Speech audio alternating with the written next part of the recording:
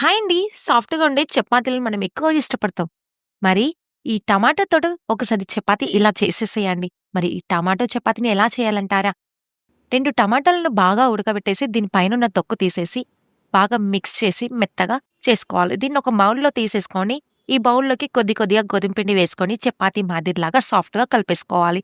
ఇప్పుడు ఇంకొక ప్లేట్‌లోకి 2 ఎగ్స్ వేసేసుకొని దాన్ని బాగా బీట్ చేసి, దాంట్లో కొంచెం ఉప్పు, కారం, కొత్తిమీర వేసేసి బాగా కలుపుకోవాలి.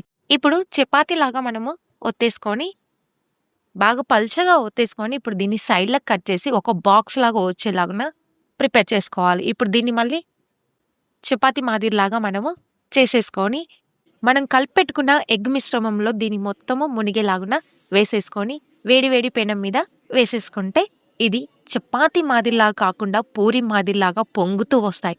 ఎంతో సాఫ్ట్‌గా, మృదువుగా ఉండే ఈ చపాతీలను మనం ఒకసారి ఇలా చేసుకొని తిన్నారంటే ఇంటిల్లిపాది ఎంతో ఇష్టంగా తింటారు. మరి మీరు కూడా ట్రై చేస్తారా? మరి పూర్తి వీడియో కోసం నా ఛానెల్‌లో చూసేయండి. Thank you for watching.